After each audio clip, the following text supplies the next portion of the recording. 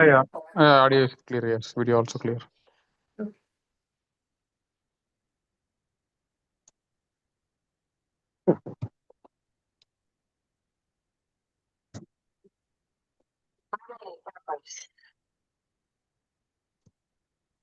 Good evening, everyone. Yeah, warm welcome to our Spiritual School TV weekly English Zoom Satsang. See, we warmly welcome and thanks our respected speaker, Mrs. Nirupama, for joining us today to share her wisdom on the topic how to handle our emotions. We also extend a heartful welcome to all participants. May this session bring peace, clarity, and inner transformation. Thank you for being with us. Over to you, Mrs. Nirupama. Thank you very much, Prakash sir. Okay, so good evening, everybody. For today's session, I chose how to handle our emotions because I felt in some way or the other, all of us need some or the other guidance. For some, it is such an easy thing to handle their own emotions and handle others' emotions. We are living in a world where everyone is connected at different circles, different levels, at an immediate family level, close friends, and then extending on to a social circle. So this network can vary in size from person to person, and the way in which one handles their own emotions and the other person with whom they are interacting with.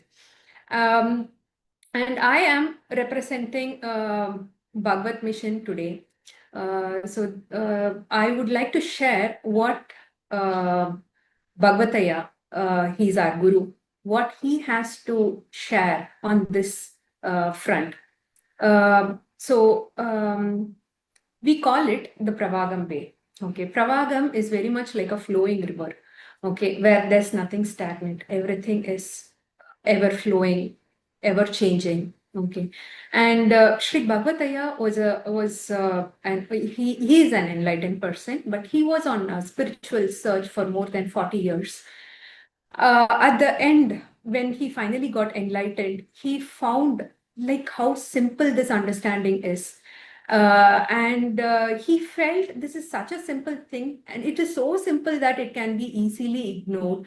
And then he felt a deep need to spread this awareness, to spread the small understanding that he got, but that is life changing. He wanted to share it with everybody. So since 2006, very much after 2007, he's been writing books, conducting meetings. He capitalizes every single minute that he has, and he shares it with us, with all of us.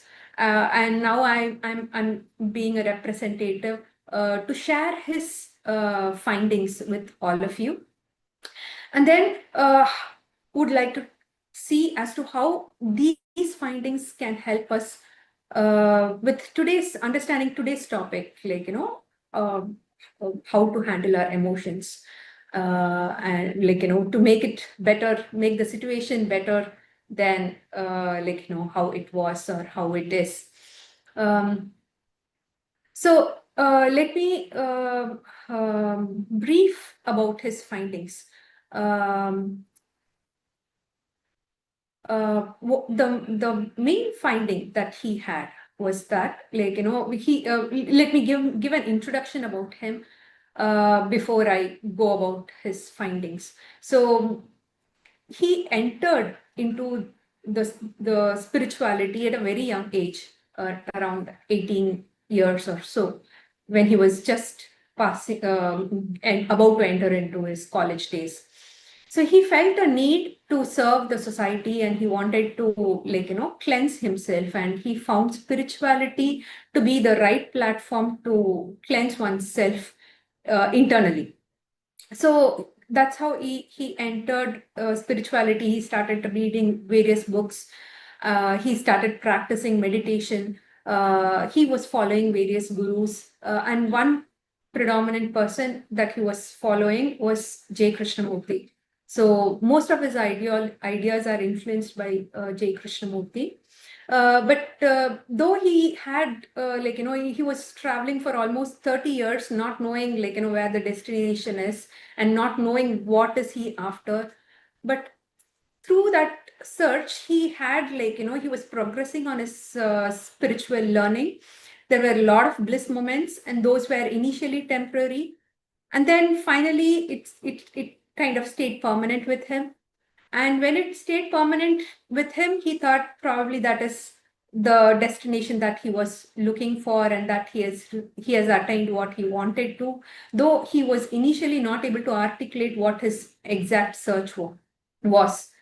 But after staying in that continued state of bliss, that's when he realized that his body was not handling the energy flow. There was too much of energy that he was intaking, while his body was finding it hard to withstand.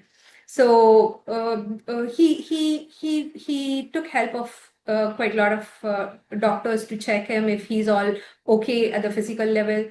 He was all fine, but there wasn't anything specific that the doctors could point out to, but they could sense there were other practitioners, like the alternate alternate medicine practitioners, where like the Reiki or the other alternate practitioners, who could sense enormous energy that he was holding on. So probably the only thing that he had to do was to give away his uh, his bliss state that he took almost 30 years to get to. So it is like, you put so many years of effort into it, and finally you have to surrender or withdraw or give up what you were after. So he had nothing else but to do that. And another 10 years, he was very normal with nothing to protect him. When you're in bliss state, no emotions can deeply affect you, and you will be unaffected by anything that's happening around you, and you will be able to give your best. But that was not the case when he came to ground reality, wherein every other small event was bothering him, and he was trying his best to try to understand what's happening, what has happened, and what is he supposed to do. And he was ingesting everything.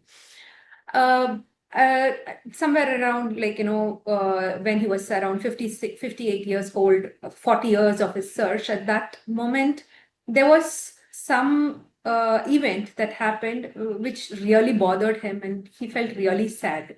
His emotions were engulfing him, and he was not knowing what to do, and he had nothing to protect him. At that point of state, he was totally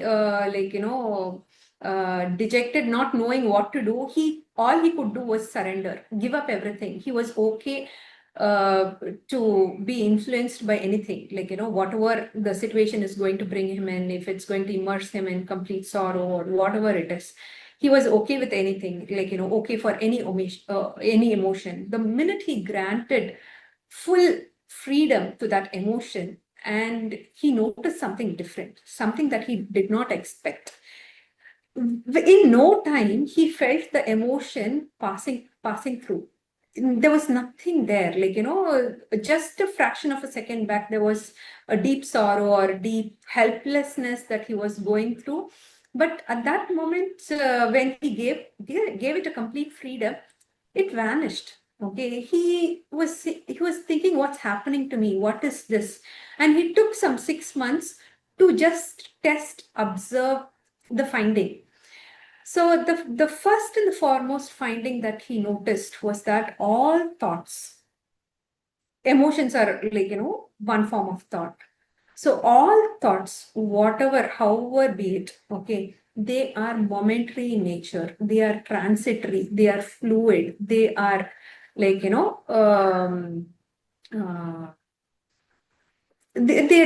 are just fleeting. Okay, this was his finding. Okay, but over a period of time, 6 months, when he gave time to settle down, the isness, all that he spotted was the nature of a thought. Okay, that the nature of the thought is momentary. Okay, this was the greatest finding, that his observation. All great leaders, spiritual leaders have found this, and they have tried to express this in their own way. Okay, but here he was able to compare his finding with all the spiritual teaching that he has got till date. Okay, various sources, various various gurus had various styles. Okay, but essentially their teaching were one and the same. So he was trying to comprehend that with this, and he came up with his second find, where he came up with a clear delimiter, clear differentiator between the physical world and the psychological world. He explained as to how things work on a physical world, like externally, how things work. They are all defined by time and space. Okay, it is not as instantaneous as it is in the psychological world. Whereas the psychological world inside us, in our mind, okay, it's so transitory. It is how the mind is so subtle, just like how air is. We have, like, we have different layers. If you talk about your sciences, we have different layers of the body. You have the physical body, inside that you have the energy body. Likewise, if you transcend to the mind level, the mind is as fluid as how the air is. The air doesn't, like, stay put in a particular place. It cannot be, like, controlled. So too the mind is wandering in nature. Okay, so on one hand we are trying to use a mind whose nature is wandering in nature to addressing our real world situation, where everything is defined by time and space, and you need to have accountability. So he was trying to bridge the gap between how things work in the physical world and how things work in the psychological world. That, according to me, is one of the greatest leap in the spiritual world, wherein when one just by understanding how things work internally and how things work in the outside world, one will know how to channelize their thoughts, use the thoughts that are required and ignore the thoughts that are not required. And how do you do that? That pointer, that differentiator is of great help. It helps the intellect make the wise decision.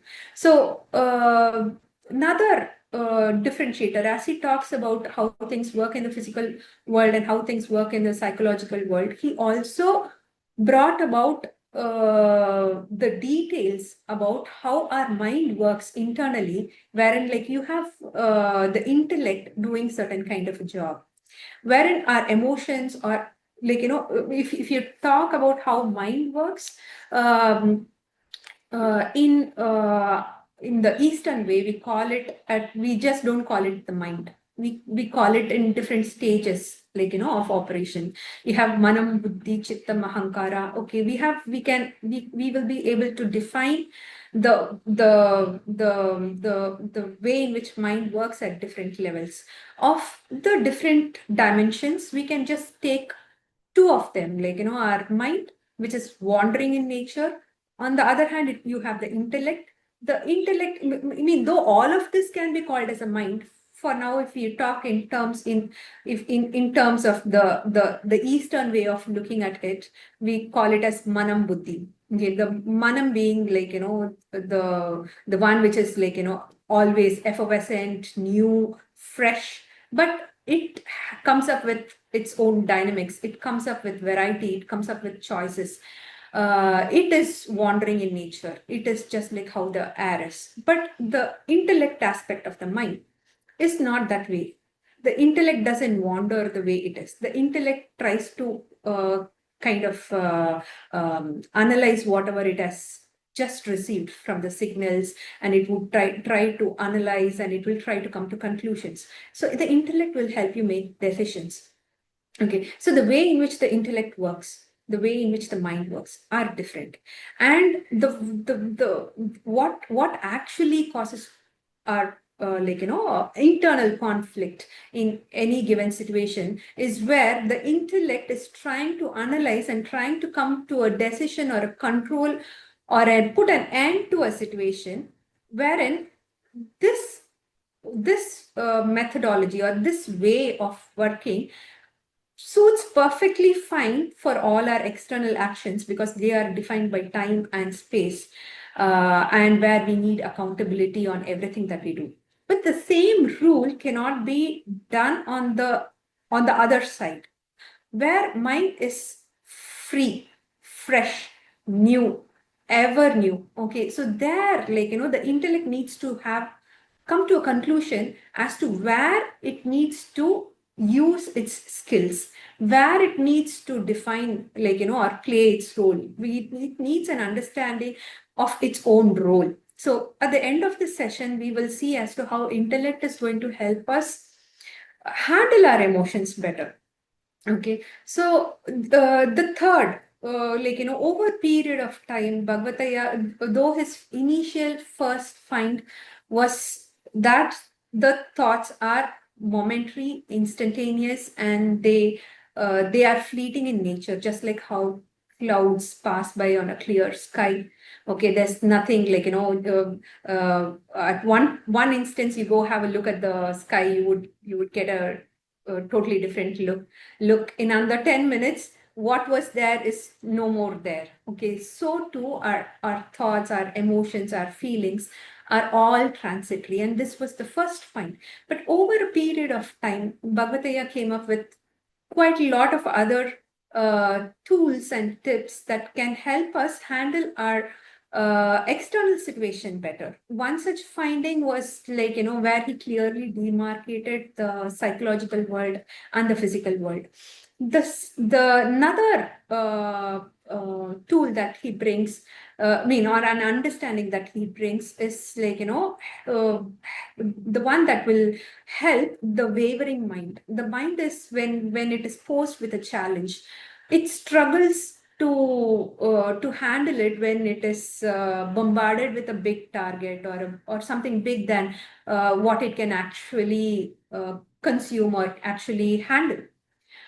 So there, he comes up with a concept called total mind and conscious mind, which helps one person offload most of what the challenge is, or most of what the task is, to a bigger conscious, a total mind. We can call it as a super conscious mind or whatever it is. Okay, something bigger than what you're aware of, and what you're just aware of is your conscious mind. And the conscious mind can just take a handful of what it can really do, a small bit, and progress bit by bit. So this way, one is not lost in the magnitude of work that one has in front of him or her, wherein they take small portions, and those small portions are they help one person take small baby steps wherein you are progressing, and over a period of time you get there.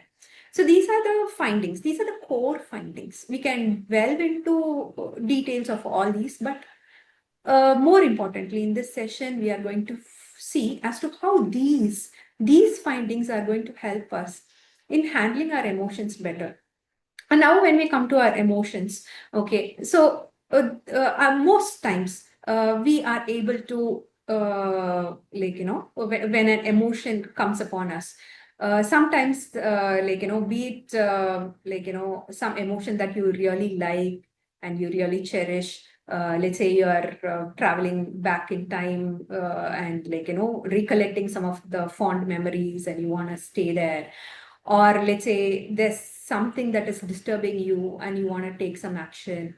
Okay, if we handle an emotion right, okay, then it doesn't bother us much. It can be both some emotion that you really like, or some emotion that you're not comfortable with. Okay, so, for example, let us take an example of a student who's struggling, who's feeling the stress of the examination.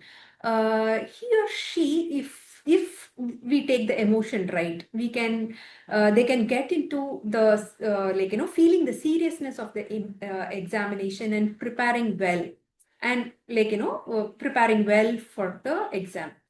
Similarly, let us say there is an unfair situation, and if we want to take that, like, we are disturbed by an unfair situation, we are getting perturbed, and we want to take some stand on it, we can make use of that emotion and take a stand. Okay, we can, like, fight for what according to us is not justice. And then, like, let's say we feel some empathy for people. Okay, we are concerned about them. Okay, we can, that empathy can help us give a good care for people who are really bothered about. Let's say we can be as simple as, like, that there could be certain emotions, like, let's say you hear some hissing sound and you can alert yourself if there's some insect, or it can even be a venomous snake, or you can alert and be cautious about it. On the other hand, if, let's say, these are the cases that I told, wherein emotions can guide you. Emotions need not be, like, like the emotions that are, like, sweet and, like, where you want to dwell for a longer period. Even the other uncomfortable emotions can also push you to right actions. But at the same time, if emotions are not managed well, then we can see those kind of emotions, like, disturbing us even more. Let's say our emotions are uncontrollable.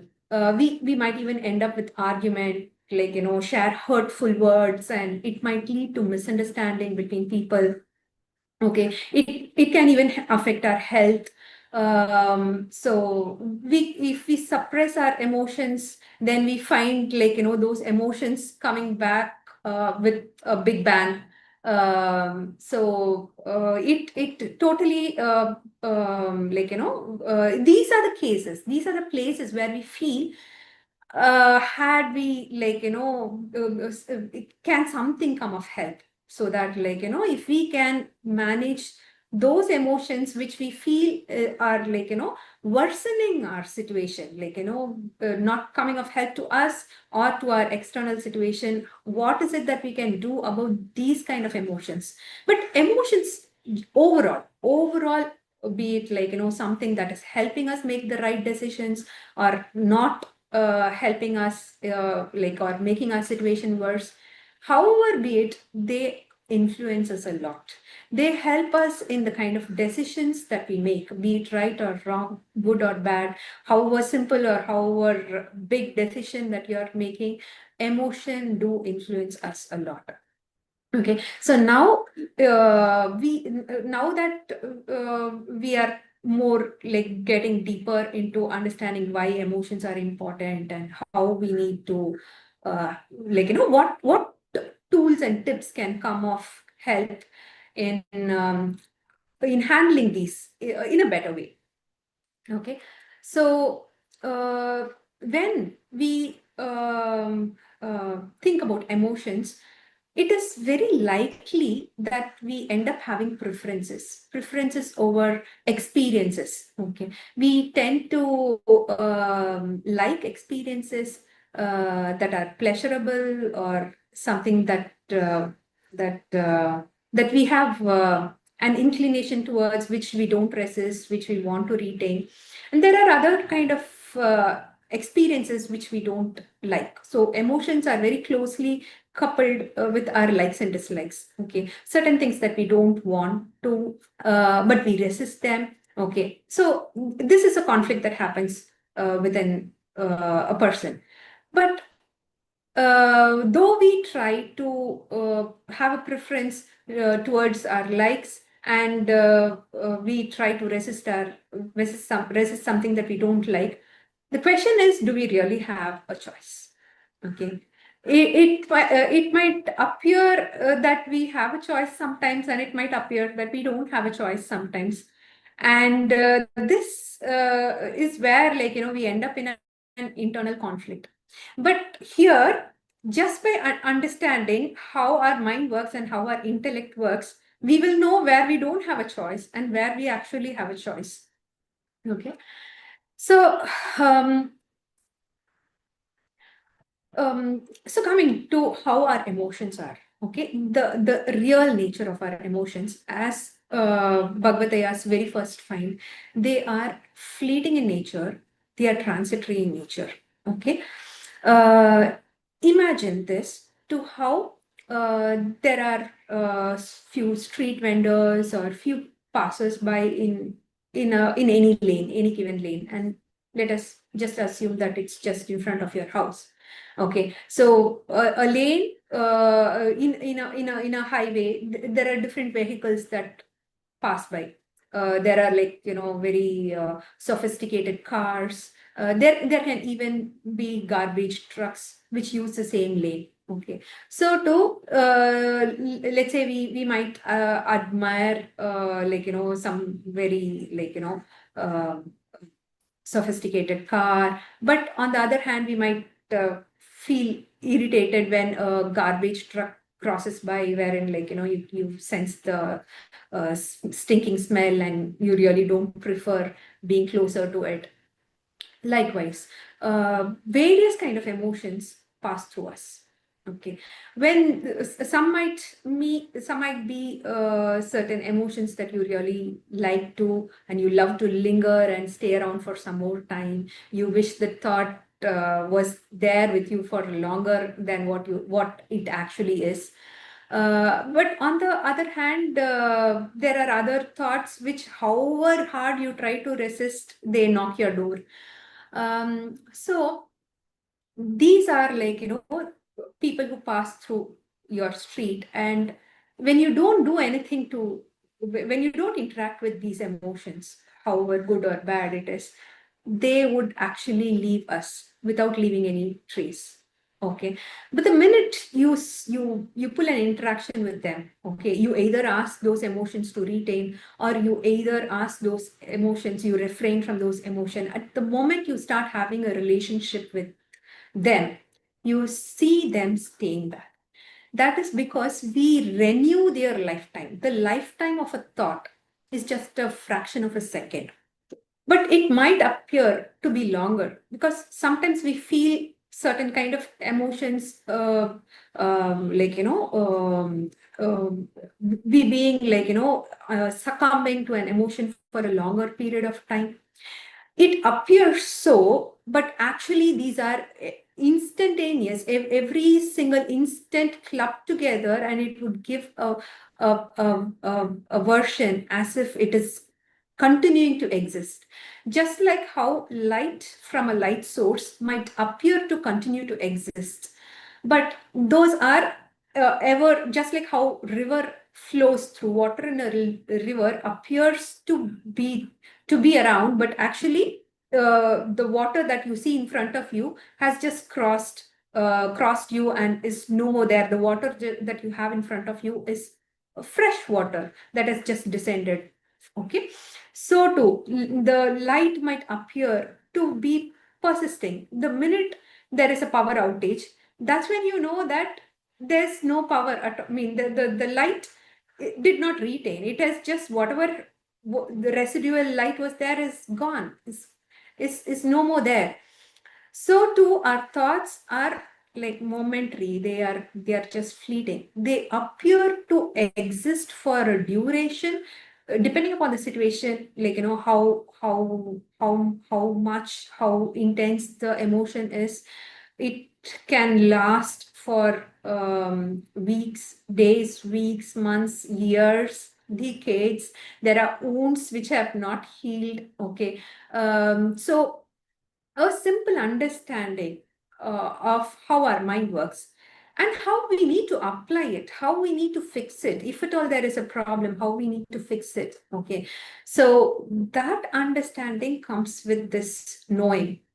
Okay, so now we discussed as to how our emotion is. The emotion is transitory in nature, but intellect is not so. Okay, so the intellect um, uh, decides. Okay, if any emotion comes, okay, we have a small instance where we can acknowledge the emotion and decide on what action we want to take. It might initially appear that we are so vulnerable and that we don't have a hang of the emotion whenever it is a it is very impulsive in nature, but actually it is not. Now let us take an example let us take a scenario, and by the end of it, you can tell me whether we really have a control over it or we don't. Now, let's say there's someone who's blaming you for some happening, okay, wherein you actually, according to you, you don't own it, okay. But when somebody is blaming you, it is natural that we get disturbed and we want to justify ourselves. But the way in which we do depends upon who's doing it. Okay, now let's say there's somebody who's really superior. Okay, and when they are accusing you for something, though you try to justify, the way in which you justify might differ.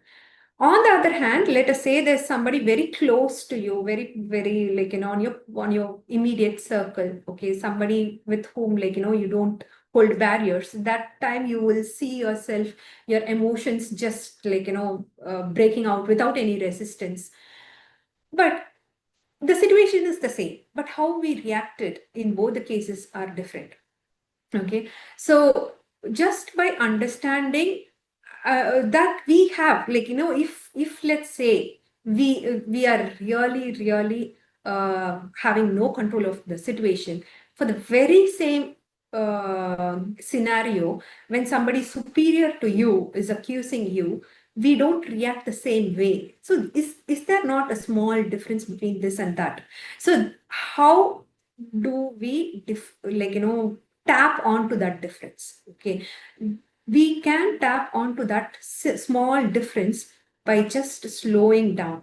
Okay, so these reactions are what I call as impulsive reactions, wherein we don't have much time to think. We are the emotion is so compulsive that we really want to express ourselves. So impulsive emotions, how do we handle them? Okay, we can handle them by taking some deep breath, slowing down. I can give you a real life example for this particular case. Back in days when Bhagavataya was in his college days, he was really playful and not so very serious. And he was doing something in the classroom which really disturbed the professor. And the professor was really irritated, and he was scolding him like anything, and he literally was about to give him a blow. And Bhagavataya was also prepared. He was prepared to retaliate. Okay, and the minute the professor raised his hand to give him a blow, Bhagataya resisted himself with his hand. At that moment, what happened was that the professor hit on his wrist and his watch fell down. And Bhagataya, he got distracted and he bent down to pick up the watch. That fraction of a second, something happened. Okay, that fraction of a second, he didn't have the urge to give back or to retaliate as how he had planned. He realized that small time slice gave him that brought him to senses to tell him this is not appropriate, and luckily he didn't. Had he retaliated, I think things would have been, he would have had serious consequences, and his life track would have been way different than what it is. I see everything as butterfly effects. So this just says that when we feel ourselves succumbing to an impulsive thought, there if we just take a breath, slow down, that small instant our intellect will be able to give us the right decisions. Most time what happens is that the real damage does not actually happen with impulsive thoughts or impulsive emotions. The real damage actually happens when we ignore the suggestions of our intellect, and we ourselves are okay, we justify our actions, and that is when the real damage happens. A lot of times when we end up ourselves in a situation, we very well know that we are doing something that is not appropriate, but still we end up doing one and only because we justify our actions and we give approval. If we don't approve our actions, the thoughts are They might appear engulfing and like overpowering, but actually they are not. However gigantic they might appear in front of us, they are actually shadows, and they are fleeting in nature, and they can do no real harm. Real harm can happen only when we justify our actions, and when we capture ourselves doing this, we can, like, come up with decisions. So decisions and things that we uh, really want, whatever change that we want in ourselves, once we bring it out as uh, auto suggestions, then you can slowly see yourself giving an upper hand to your intellect, wherein you let the intellect be the driver in making the external situation better and not for the worse. And now coming to repetitive emotions. So repetitive emotions, depending upon and situation to situation, however serious it is, to however silly it could be, they are happening only because we are renewing a thought. Okay, so consider this as flipping your hand on top of a candle flame. If you just flip through your hand on a flame, okay, you might sense the heat of the flame, but the heat might not be to an extent that it would really hurt you. But on the other hand, let us say you hold your fingers on top of the candle or flame for a longer duration, say 5 minutes. Okay, then you can see the heat taking a toll on you. Okay, so are emotions. So emotions, when they are fleeting in nature, okay, they don't do real harm. But when you stay on it, stay on an emotion for a longer duration, that is when the real damage is actually happening. And half the time, what we do is we end up interacting with an emotion, like, either trying to retain it, or either, trying to give it a push. Okay. But in both the cases, we are interacting with the emotion and we are renewing the lifetime of the emotion. Think of it the sound produced in a musical instrument. Let's say there are different keys, different chords. Okay, each key can produce a different tone, and let's say there are certain sounds that you really don't like, some thought that is disturbing you, and let's say you want to stop it. All that you have to do is do nothing. But the minute you try doing something to stop it, you get some or the other kind of a sound from the device, from the instrument. That is what exactly we are doing with our mind. Okay, when the mind is replaying something, when you don't do anything about it, it will stop on its own. You can see this, compare this to, the automatic taps that we have. Like when you use the taps with the sensors, you can see water flowing through, and when you take your hands off, for some time the water might flow through, but if you don't interfere with it again, if let's say just by trying, just wanting to stop it, if you again put your hands back, the sensor will get activated, and again you will not be able to stop the water flow however hard you try. And that is what we are doing internally. So what we need to do when you end up in repetitive emotions is just ignore. Okay, when you just withdraw the importance that you give to it, okay, you will see its real nature working. What is its real nature? The real nature is fleeting in nature. What appeared would disappear in no time. But just by engaging with it, we are renewing the lifetime of it. So what we need to do over here, all we need to do over here is just switch gears, change, divert your attention to what is important, the task at hand, other things that you need to do. Don't have don't do anything with the emotion that is disturbing you. Acknowledge that the emotion is disturbing you, and let it be with you. You neither invite it nor you refrain from it. You have no relationship with it. Let the emotion stay with you as long as you want to.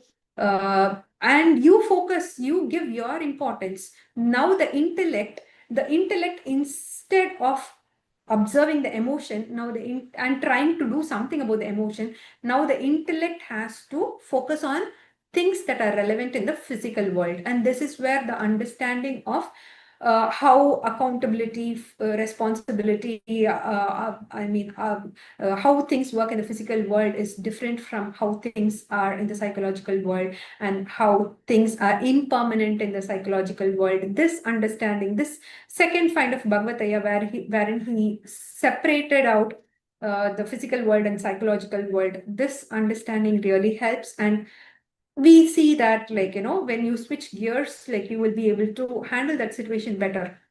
A lot of times you can find yourself being pulled into an emotion, and midway, let's say you're having an argument, and midway that you're doing something that's not helping the situation, and then it is just aggravating the situation. If possible, at that junction wherein you're already into an emotion, and you're expressing or doing something which is just aggravating the situation, at that moment wherein you gain conscious, you get alerted by what you're doing, if you can retract, if you can withdraw, if you can slow down, take a long breath, and see if you can change the course of your action. But let's say it is so engulfing and overpowering that you can't do anything about it, let it go. Okay. And once you settle down, okay, see what you can do about the situation. Let's say you've done something that you're not supposed to do. At that moment, you can calm down, and you can apologize, or you can take real action. Okay, so there are certain places wherein you can take no action. There are certain places wherein you can take action. For example, let's say there is an injustice and you have to raise your voice. Instead of letting the injustice going repetitively in your mind, you can see as to what action you can take about it. Okay, what steps you can take to express yourself, to fight for your justice. Those are the things that you can focus on and take real action. On the other hand, there are certain things which are which don't have a reversal. Okay, whatever is gone is gone. Whatever is done is done. Let's say there is a bereavement. Okay, we have nothing else to do but to accept. Okay, the power of acceptance. Okay, to acknowledge the the isness of the situation. Okay, what is. Okay, instead of however I like or dislike the situation, when we are open to the reality in front of us, that is acceptance. And when we acknowledge that, okay, something a drastic shift happens. That is the power of surrender. When you accept and surrender works miracles. Okay, so a lot of other times, the other struggles that we find could be the ideologies that we hold. The ideologies as well are actually not static. 5-10 years back, we did not look the way we are looking now. Okay, and we did not hold the thoughts that we are holding now. So too, 5-10 years down the lane. So we are changing physically, mentally, our collective thoughts are under continuous change. Okay. So a lot of times we end up in conflict because we hold on to our point and we don't see our own faults. There could be sometimes we need to correct others. We are all kind of in a network wherein people help us scale up and we help others scale up. So it is a progress that is happening as a network, togetherness. Okay, but conflict happens whenever we hold on to our our ideologies, as when we are rigid on our own thoughts and not willing to heed to what others are trying to communicate, and vice versa. So whenever we get to know that there's something that is not right, not appropriate, and that I need to change, and if we can give ourselves that flexibility to correct ourselves only when required. Okay, and at the same time, when you notice something in others, we have all rights to express what we observe. We might be right or not right, but we have the liberty to express, but not demanding a change. The minute we demand a change, that is when we find ourselves into a trap. We let we let ourselves be free, and we give the same freeness to our people with whom we are interacting with. That way we are gifting them that small time and space for them to take their own decision, to take a call on whatever it is, and we are here to give the right freedom. Okay, and this I mean, over a period of time, something that I have come across, and that something that helps really implement this is practicing nonviolent communication. If you people have got to know about nonviolent communication, then that's great. If not, I would like to just share a few pointers.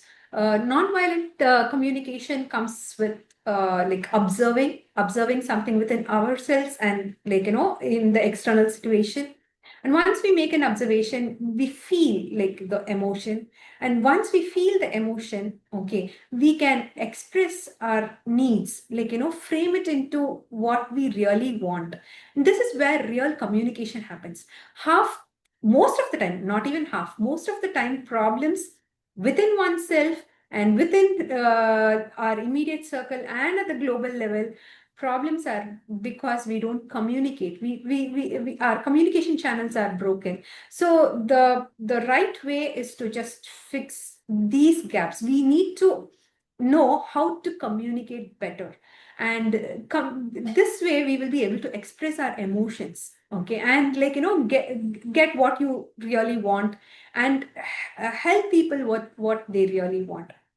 And finally, forgiveness is something that is a real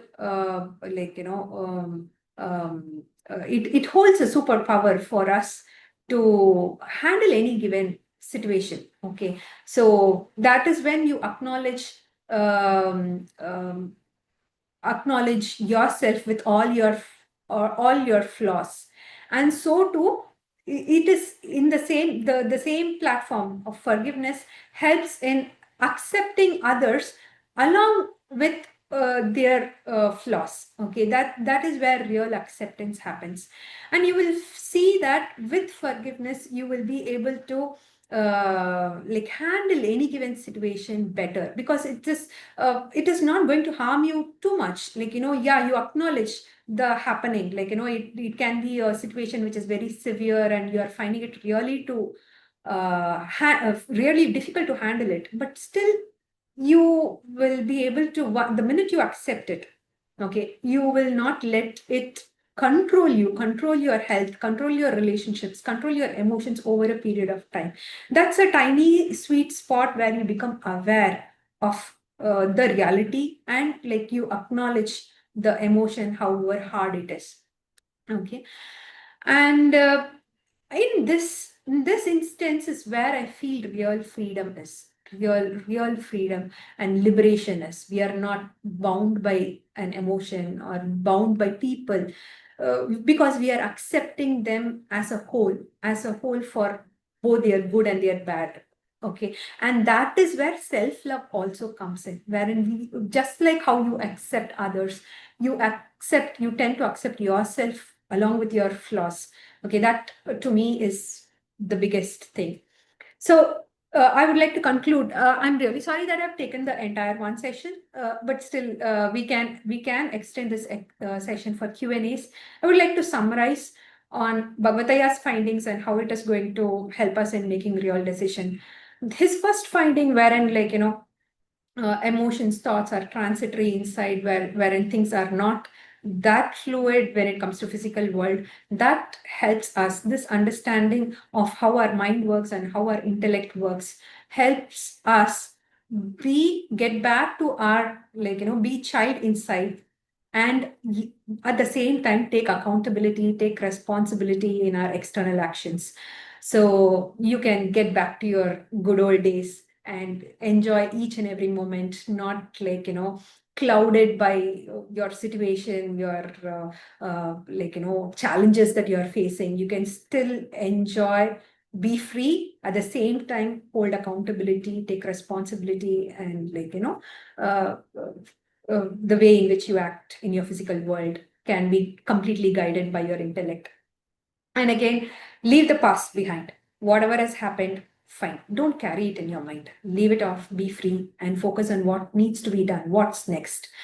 Okay. The other thing is that the other thing that would help us is to develop a friendly attitude with everybody around us. Okay. So the minute you already have some predefined ideas about people, then you become selective on how you perceive them, how you interact with them. But despite all that, going beyond your conditioning, going beyond your conditioning, if you can be open-minded and see everybody with a friendly attitude, that would also help ease any given situation, however tough or humongous or irritating or challenging a situation is.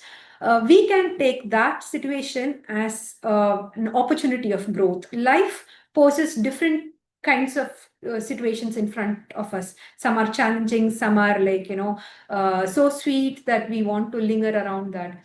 But actually, the challenging ones, the tough situations that life poses us in, those are the ones that actually bring about a growth in us.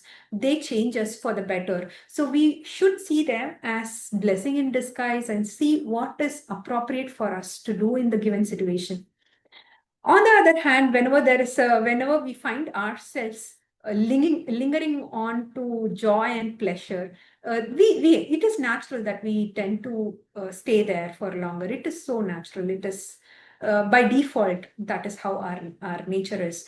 But at that junction, if we can just alert ourselves that that is not the resting point, because actually these resting points, they bring about little bit of inactiveness in us, and they are you can consider them as sweet devil. These are the points where which propels people to be addictive to something, be it sweets, to alcohols, to whatever. Okay, but all that we need to do is just be alert, cautious, and let the intellect guide you. Okay, and when it comes to our ideologies that we hold, we can be flexible. We need not be rigid. We can be flexible. If we need a change, we can be willing. If we are willing to change ourselves, then we'll see ourselves going through a smooth ride. And forgiveness is something that we can follow, which can really heal the hurt. Okay. And the best way to do is to practice love, self-love, and love for the fellow beings, because there's nothing greater than love. It is love that is running everything. It is love that is all surrounding, and love holds greatest potential.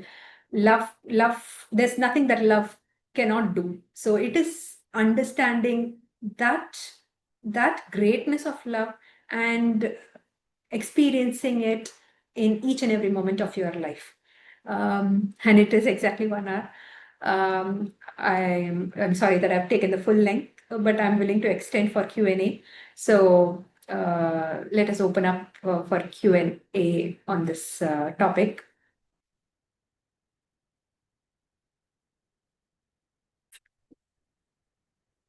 So you can raise your hand, or you can, if you have any questions, you can just unmute and speak. It can be in English, or it can be in Tamil, or it can be in any language that I know. I know English, Tamil, Kannada, but we can try to confine our discussions in English, and if required, we can also talk in Tamil.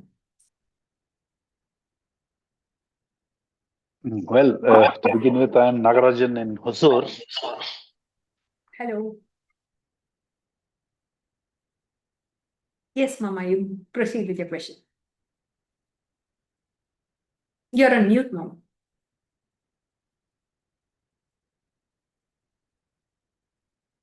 Yes. I'm unmuted. Okay. Yes. So Yes. it's a very good, brief, but very succinct journey into the working of our mind.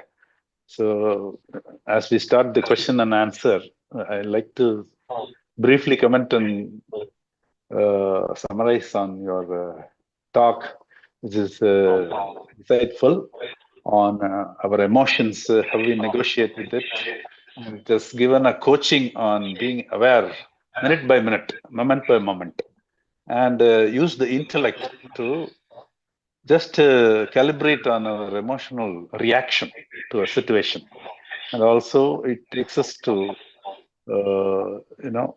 how to behave in a confronting situation, so that with forgiveness and love.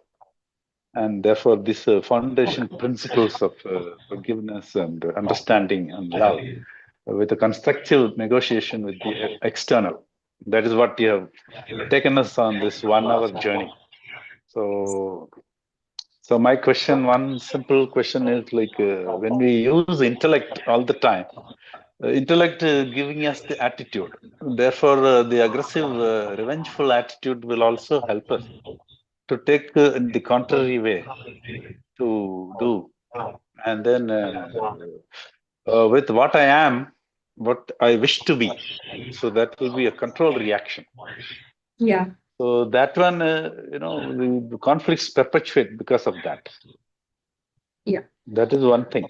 So intellect, bonhomie is good, but no, I can't challenge you with the extreme situations of bumping on a traffic jam with somebody and then getting into a fight, or with hostility. You use nice words of challenge and conflict and things like that, but there are other things where hostility and enemy, they come means we are out each. So intellect has its place. So Yes. it has to be So now, momentary. Without any intellect and the consciousness, which has given us the strong attitude, we have to see that what has happened. Therefore, to realize what I am is the one. yeah. Then So in the next, it will be a behavior of a spontaneous behavior. yes. So one thing that I want to add is when we slowly digest this information, okay, his Bhagavataya's findings, okay, we will realize that we will be handling all this effortlessly. The challenge becomes, we find to get things done only when we do it with effort, okay. But over here, this is a simple knowing. Just knowing, the minute you get conscious of something, okay, that is when you decide what you need to do. Okay, when we are really unconscious, let's say you've done some damage and you are not conscious about it, you can hardly do anything about it when you act unconsciously. But you hold a choice when you get conscious about a given situation, however severe it is. Okay. There are two things that I told. One is like, holding on to your prejudices, your ideas, and all that. Okay. So as long as when you let this settle down, you find your inner self losing that rigidity. Okay. It like, you tend to lose yourself slowly, and become like a flowing river. And that is what we call it as a pravagam. Okay, wherein like, we are ever flowing. That is our real innate nature. Okay, that is where like, the intellect, instead of controlling the mind, however hard it tries, it cannot. Okay. Instead of that, it realizes that its role is in managing the external situation. So here, instead of intellect pulling up a conflict within you, okay, pulling out a war within ourselves, it is trying its best to manage the external situation. Now, with this, we are like, half done with our problem, because we are no more fighting with ourselves. We are only trying to manage the external situation. And now when it comes to managing the external situation, we can be aggressive, our approach might not be right. but there are others to point out our mistakes and correct us, because we are all interconnected, right? So when we get a feedback, okay, the feedback is also ingested in, and then when we allow ourselves to do what is best for the given situation, we can still express and take action in a way that is that is appropriate for the situation. It not necessarily should be aggressive or hostile. Okay, hostility comes when we hold on to an emotion, to a thought for a longer duration, and you justify it. But here we are trying to break that. We are trying to break that by just a small understanding. Such a small, a simple reality that we've taken for granted, that when we become aware of, then without even us fighting for something, you can see it manifesting, you can see it materializing. So that way, see, internally, we are ever fresh, but externally, we are holding on to certain ideas, and that over a period of time will keep changing. It is continuously changing, and you can see yourself changing continuously, and with this you can see the change for the better, and without putting too much of an effort to it, just holding on, giving a space for this thought is more than what is required.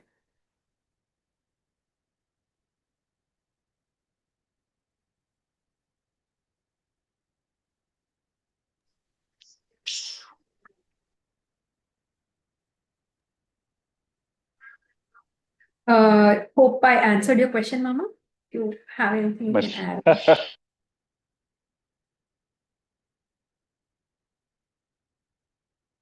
See, when it comes to close relationships, okay, it is very difficult. It is very difficult to use our intellect and switch gear. Okay, I can tell you a couple of in few instances. In the initial few days of Bhagavataya, when people hardly knew about him, okay, when he was trying his best to reach out to people, express his ideas, there were a lot of insults that he has gone through. Okay, one such event happened in Coimbatore, wherein he was about to explain. He was explaining his findings, and at that moment, there was somebody from the audience who who disagreed with him, created a big hue and cry, and insulted him very badly, and immediately left. Okay. There was a big silence. Okay, there was so much a silence that Bhagavataya held for few minutes. Okay, and then he resumed with his lectures, and that is when those are few instances wherein people realized how much of a control he had. So that retaliation, we feel we are so vulnerable to something, but we have a thread, we have a control over that. But when I found myself in certain situation, especially with in our immediate circle, wherein I at times I find myself difficult to hold that being composed, or having that traction that what Bhagavataya had. And I used to call Bhagavataya and I used to ask him, I don't have that maturity that you have, or that control that you have in a a very tempting situation or a very vulnerable situation. And he told that in very close relationship, when you you take each other for granted. It is not that you do it on purpose, but you're so close that you don't follow formalities with your immediate circle, and it's natural to to express your emotion the way it is. But the point here is, are we holding on to an emotion? Okay, you express an emotion, the emotion is is gone, Okay, and then if you can apologize or you can do something or you can try to take a second chance and express yourself in a better way, in such cases, you can try when you cool down, when you've come down to your senses, that time you can take help from your intellect and see how else I can express myself. Okay, so when it comes to very close relationship, we need not hold that that composed state, and we will not be able to. When it comes to an external situation, probably we can, but here the point is, are we holding on to something? Are we holding on to ideas about people? Are we holding on to our own ideas? Are we glued to conditioning? Okay, the minute you break conditioning, you find you find yourself exposed to the reality of the ever-changing nature of us, the ever-changing nature of others as well. So, given a situation, all we have is the liberty to give our best efforts, but we cannot demand on the results, and that is the reality. So, any given situation, we can put in our hard work, put in our efforts, and leave the rest to something superior. And that place where we hand over things to something superior and let things work by itself, and that is where that is gifting time and space for somebody, and being okay with anything, being okay with a change, or being okay with something that is not going to change. The thing is that we are not coming to a conclusion here. We are not going to conclude anything. When you leave something open-ended, that is when a possibility of something real to materialize would actually take place. That is where the possibility is held. Oh, well done. So well spoken. And I think I learn if I feel I am important, I have to consider others important. Then only it is valid. So Yes. in that, we have to give a pause in an argument. Yes, And, when we slow down, our response might differ. Just like how in this case where the watch fell down and he didn't have use that of impulse aggressive reaction to give words. back. Yeah, When damaging. we slow down, all we need is little bit of patience, forbearance. That's very enriching. The others must be waiting. I think so. To put their Yes. question. Anybody else have any questions? Hi, Nirupama. Hi, Muru. Hi. I just no question. I just wanna. I just wanna know. Mhm. So hostility and enmity, are they emotions or a conclusion? Emotions on? No, it was pointed out that hostility and enmity, right? Are they emotions? I feel Conclusion? these are conditionings that you hold. Hostility Condition. comes up with an idea you hold for a longer period of time, that when you Attitude. see somebody or think about something, you get an emotion. Like that is something that you grow over period of time. You let it is like just like how you progress with a disease. That is the kind of thing that wherein you travel. But over here, we are trying to break that change, the chain that is continuing. We are trying to break that, and we are enabling somebody to see the isness of a given situation and not go with predefined ideas. Yeah. So thanks. They are not emotions. They are just conclusion. And then Conclusions that we are holding on to. The decision, and out of that, burst of emotion comes. Thank you. Thank you. Thank you very much.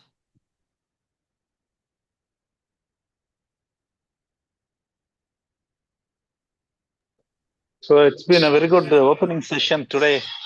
So every week we'll be meeting. No. So many more will join. Every week you will have somebody from our team representing us. I would be getting here say once in 2 months or once in a month, like so we take turns. So we just started off with our English webinar series. So like we have a group of people. I will be sharing these invites. So somebody from our team would be representing next week. And whenever I do come, I will share all the invites. I think in the next session also you can repeat the introduction about Bhagavataya, because part of it I missed out. So how Sure. he had evolved from an ordinary person to a much extraordinary We individual who have can throw some some light on personal we have behavior. some recordings as well, which details about all his contributions. So I would share those videos with you. And in all the upcoming sessions, we will for sure be discussing about Bhagavataya. A brief about him. Yes, for sure. Okay. Yeah. Thank you very much. Anybody else have any question? It's so nice to have you all today, and I take it as a privilege to share the findings that I have had. I would say, on a personal note, without all these knowings, I would have really complicated my life so much, and I would have, not be at ease and not put others to ease. Even I don't know to what extent I am able to do that now, but at least, if not for this, I know for sure it would have been at a lower quality. But now I feel I trouble myself less, and I feel I don't trouble others too much, just with this simple knowing. It has helped me live life better. And I feel that is something that everybody should know, and it can come of help in all our day-to-day life situations, wherein sometimes it could be a rough tide and sometimes it could be a smooth sail. However it is, these findings should not be ignored just because they are simple. And these need not be connected to some spiritual finding alone. These are to do with all our, day-to-day life, practical life out here. So these are very much relevant in living a better life and in contributing better. Thank you very much. It is a journey for appreciating the beauty of life that lies and which is escaping our sight. So easy living with a good relationship. So the first chapter that you have started is on the importance of emotions and how to manage our emotions today. Hi, Nirupama. Before we conclude, this is Uma. Thanks for the introduction. It was very good. I just wanted to understand, would you be also explaining some techniques or some methods where we can, because you're talking about different emotions and how do we balance it out? Would you also be explaining about how everybody can incorporate into our day-to-day practices and life and during these sessions? Yes, so I was talking about impulsive emotions, and I was talking about repetitive emotions. So when it comes to impulsive emotions, when you notice yourself that there's something that's going to just blow out of you, okay, at that moment, the moment you realize, okay, if you can pause, take a deep breath, slow down, okay, and that small time slice will actually give an upper hand as to how we are going to respond to a situation instead of reacting to a situation. Okay, so all we need is practice patience little by little. Okay, and when it comes to close relationships, it might be hard to do, but at least in work environment or at least in other places wherein we are in a conflict and we need to express ourselves better, that can come of help. When it comes to repetitive emotions, it is where we renew, we try to come up with we end up in a conflict within ourselves, either trying to retain certain emotions or trying to refrain from certain emotions. But when we understand the futility of this action and know that, like, we should only, when we take a step back and not interfere with any of our emotions, we will see that our emotions are leaving us without a trace. Okay, so this knowing, like, that we need to focus our intellect onto the external action, onto what we need to respond to a given situation, and not to dwell on the past and, like, relive it every now and then. Okay, so this knowing and holding on to your ideologies, be willing to change oneself if required. Okay, so the minute you find yourself reliving something that is unwanted, you can picturize this, holding your hands on top of a flame. Okay, when you just flip your fingers through it, it doesn't do the real damage. Real damage is happening only when you stay on an emotion for a longer duration of time. That is when it takes a toll on you. So when you get aware of that, the minute you notice yourself in an spot which you feel is not appropriate, and that moment, think, what is it that I actually have to do, and what is that I'm actually doing? At that moment, you can switch gear. At that moment, you can slowly deboard and focus on what you need to do. Okay, this is one thing. And then practicing non-violent communication. So these emotions, our emotions needs to be addressed. But the thing is, half the time, or many a times, we are not able to express our emotions in the right way. So for us to be heeded and for us to heed others' emotions, non-violent communication, I feel, is something that is very good that I've come across.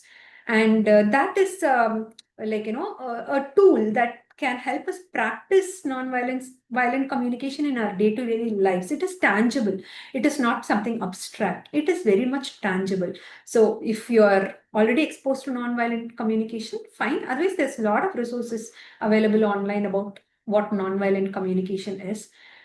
So that is something that I would prescribe. So these are the understanding as to how our mind works, and understanding where what role our intellect has, where it should play a role, where it should not play a role.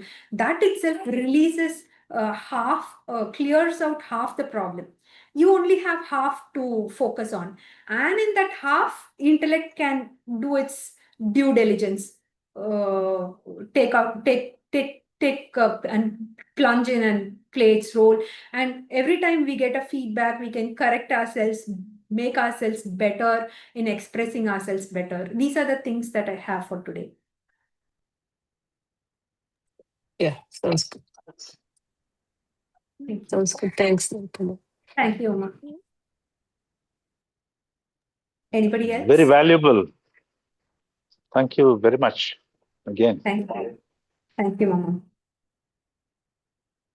If we are all done with our questions, then I think so. I'd like to exit. yeah, it's a small crowd today, and over a period of time, I think we will be expanding, and we really want to reach out to broader audience. So please help us spread this message.